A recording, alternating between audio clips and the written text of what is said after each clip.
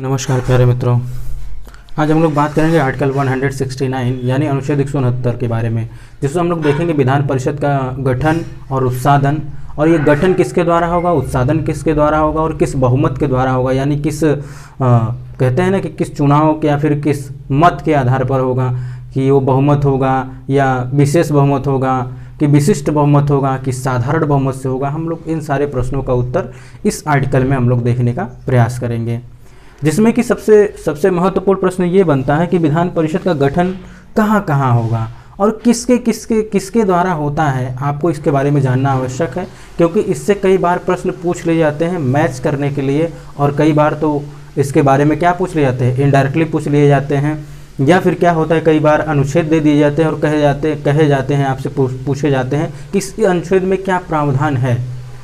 और विशेष बहुमत, साधारण बहुमत, ये जो बहुमत वाली बातें जो हो रही हैं, ये सब हम लोगों ने चर्चा कर लिए हैं ऑलरेडी। आपके ही इसी चैनल पर भारतीय राज्य व्यवस्था के नाम से एक प्लेलिस्ट है, उसमें आपको ये वीडियो मिल जाएगा, जिसपे आप आसानी से समझ पाएंगे कि आखिर ये क्या है राज्य व्यवस्था। ठीक, इसमें क्या बातें कही, उसमें क्या बातें कही गई, विशेष बहुमत, साधारण बहुमत, विशिष्ट बहुमत क्या होता है, उसके बारे में हम लोगों ने डिस्कस किया हुआ है।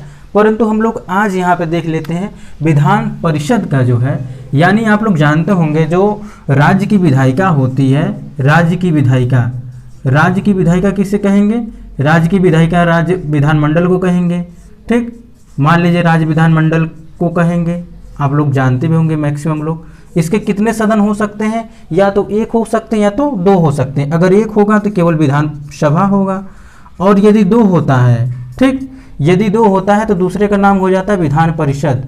हम लोग इसी के बारे में चर्चा करने जा रहे हैं कि आखिर ये कब कब इसका गठन होगा और किसके द्वारा होगा, और कब कब इसका उत्साधन होगा। उत्साधन से तात्पर्य इसका समापन यानी इसकी समाप्ति, या फिर इसको कहा जाए इसका हत्या कब होगा, इस सदन का गठन कब होगा, समाप्ति कब होगी, हम लोग इसके बारे में चर्चा करते हैं। ठीक, किसी भी राज्य में विधान परिषद के गठन के लिए अथवा उसके समाप्ति के लिए उस राज्य के विधानसभा के द्वारा विशेष बहुमत से पारित प्रस्ताव पारित हो जाए तो वहाँ विधान परिषद का गठन हो जाता है।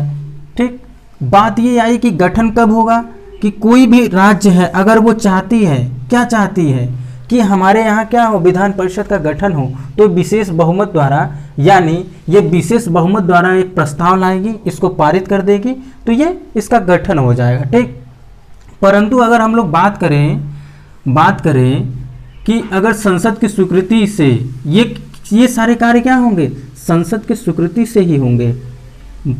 क्या तात्पर्य हुआ इसका, कि विधानसभा यदि चाहे तो अपने यहाँ विधान परिषद का गठन तो कर सकती है, लेकिन कब करेगी, जब उसे संसद की अनुमति मिली हुई है। और इसके साथ ही साथ अगर ये विधान परिषद का उत्साधन करना चाहती है, यानी उसकी समाप्ति करना चाहती है ये विधानसभा, तो भी उसको क्या करना पड़ेगा, संसद से अनुमति लेनी पड़ेगी।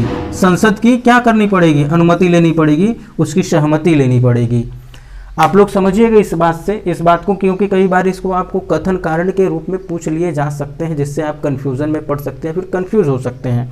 सिंपल सा बात है, आप ये समझिएगा कि अगर किसी राज्य में भी विधान परिषद का अगर गठन करना है, तो जिस राज्य में करना उस राज्य की ही विधानसभा क्या करेगी, अपने सदन का विशेष बहुमत द्वारा पारित प्रस्ताव द्वारा ये प्रावधान करेगी कि हम विधान परिषद का गठन करना चाहते हैं, या अगर है तो उसका हम क्या करना चाहते हैं, समाप्ति करना चाहते हैं, उसका समापन करना चाहते हैं। ठीक, तो बात करते हैं हम लोग क्या है विशेष बहुमत।